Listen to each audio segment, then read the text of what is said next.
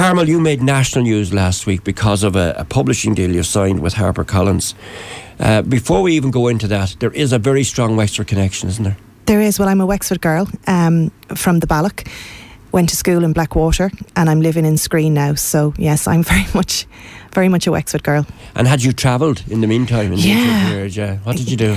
When I was 18, I went to Dublin, like a lot of people did.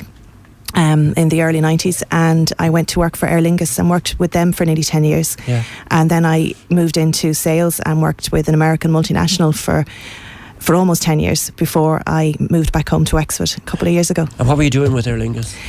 God, I did everything. I ended up in kind of a contracts role, and I spent a good bit of time travelling overseas with them, which was really, really lovely. But I did a short spell as a hostess. I did kind of everything when I was with Aer Lingus. Loved it. Great company to work for.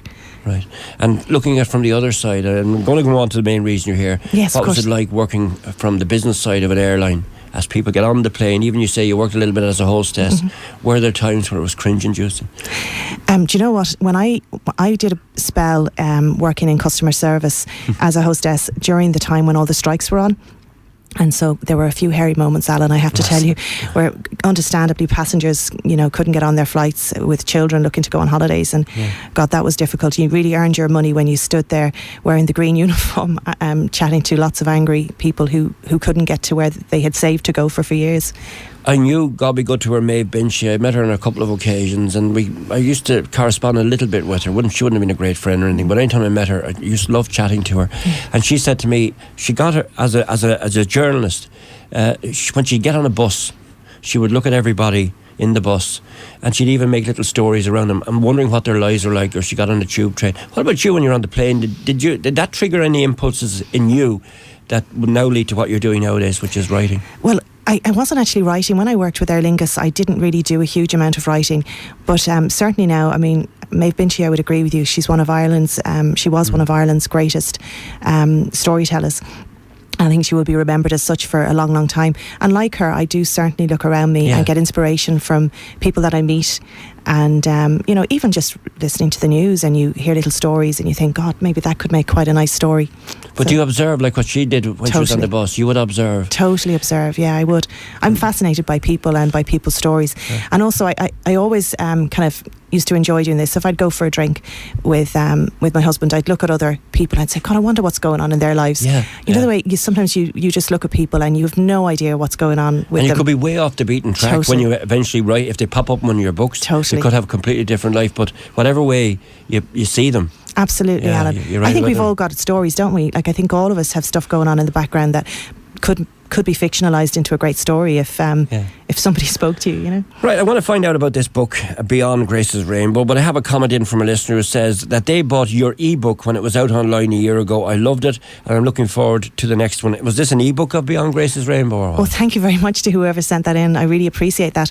I actually self-published Beyond Grace's Rainbow about a year ago now. I self-published it as an ebook because it was inexpensive to do so and quick to do so, and I thought that perhaps if it did well as an ebook with my own just self-published, that maybe a publisher would take notice, and that's kind of what happened. It did quite well.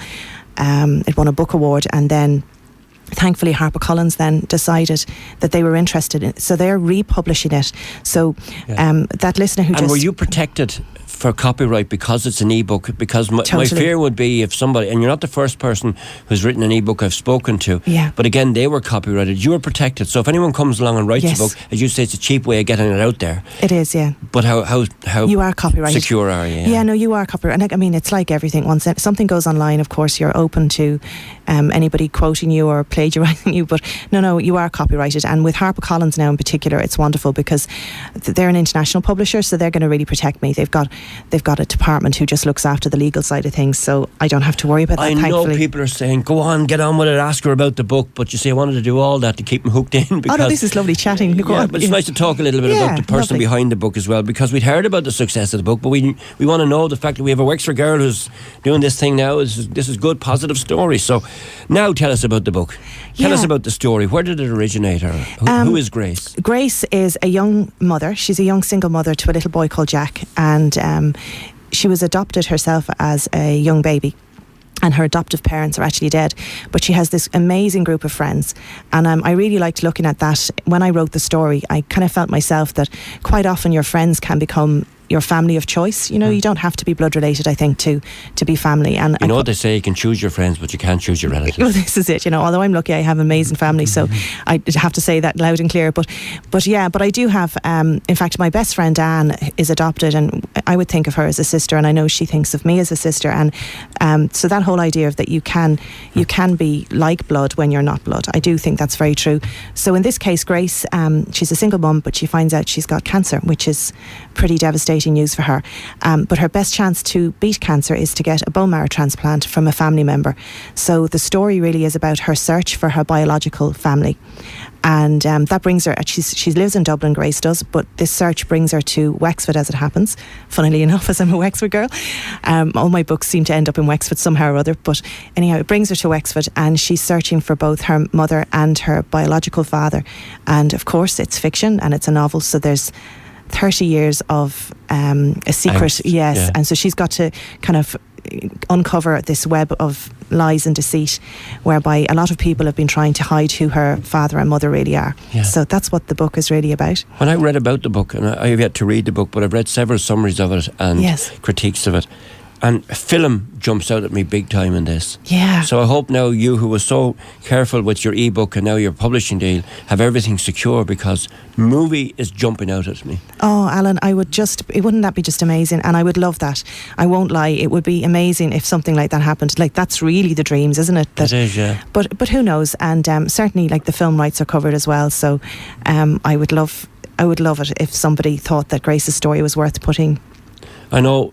Perhaps unfair of me because you've just signed it to Pry, but financial details about this type of thing, is it worth your while, or what can you tell me? Well, yeah, of course, I'm happy to share. I'm very open about this. I didn't get an advance check. That's those days kind of aren't really there, I think, for new authors, unknown authors like myself. However, what happens is the royalties are quite good, and so once the book sells, I'll start making money. So as long as the book sells, I'll be doing fine. And I'm hoping. But that's the motivation in itself, Totally. isn't it? Because if you were given a big fat check and you sit back on it, but now you're motivated to write, because the better you write, the more you sell, the more you make. But I don't think you're driven purely by financial means in this area at all. No, you're quite right. Actually, I do. Yeah. Do you know that now that I'm writing, I just adore it. I love everything about it. So I kind of write nearly every day. I find somehow or other I'm scribbling away, and I've done a little bit of freelance work, which I've really enjoyed. I did some articles for Woman's Way, and did that article for The Independent, and I'm also doing one for the Daily Mail shortly. Yeah. So I really love doing the freelance writing as well as the fiction writing, which is really nice. Yeah, and you double up as a full-time mum as well then? Yeah, I do, yeah. Although it's going to get a little easier. Do you know what? It's been gas. The last year I've been writing in between the kids, and Amelia is 3.5 and my son Nate is almost 2. So you can imagine chasing around after those two little munchkins. It's been you have to plan well ahead to kind of fit it in. But come September, Amelia starts preschool. And Nate, my youngest, is going to play school every morning. So that gives me mornings to write. So I think I'm going to have a perfect balance: write in the mornings and then be mum in the afternoons. So another person I met in my travels, and similar, Patricia Scanlon, the writer as well. She's great. Is that the area that you feel? I mentioned Maeve Binchy, Patricia Scanlon. Is that the area that you feel you're going to be comfortable in writing in that same area that they write? Yeah, I mean, I'm actually honoured to even be kind of put in that same field. I know HarperCollins have likened me. They reckon that my voice is similar to, say, Cecilia Ahern. It's been said to me, Sinead Moriarty, and anybody like that. I would be so proud to be listed among some of those great Irish authors, which is wonderful. But certainly it's women's fiction, there's no doubt about it. But with a strong Irish feel to it, I certainly write about home and about people, real people, rather than it's not too glamorised. It's just very much down to earth, real people. And HarperCollins, they do actually publish Cecilia Ahern, don't they? They do. She's one of theirs, along with Kathy Kelly and Claudia Carroll. There's some of all the C's, actually. That's funny, isn't it? All the C's. All the C's, yeah. So you fit in there, Carmel Harrington. Yeah, absolutely. So what happens next? When is that book out in the shops now? It's going to be out shortly on the 12th of September, Alan. It's been republished as an ebook because that can happen very quickly, and then it will follow on as a paperback.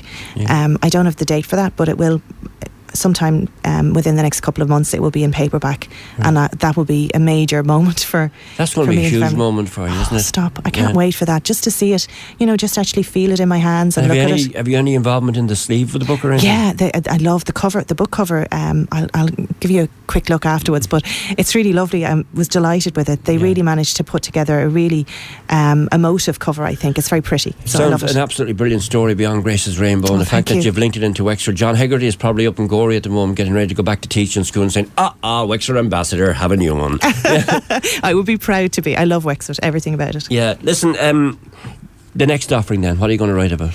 Well, the second book has already got, would you believe it's already gone in? I had it almost finished, and when I got the book deal and they offered me a 2-book deal, when I picked myself off the ground, Alan, because I wasn't expecting a 2-book deal, and when I kind of realised that, I went to work and finished book 2, which is called Sleep of Dreams, and this one is actually set totally in Wexford. It's set along kind of Corcoran coastline, and it's about a mother, and I suppose look, I'm a mother myself, so maybe, but it's about a mother who she's maybe feeling the pinch with the recession. She's not got a huge amount of spare change, and it's about her life. Her husband disappears overnight, doesn't come home from work one day, and it's about her trying to come to terms with his being absent without leave and dealing with everything else that goes with it. So that's quite a nice story.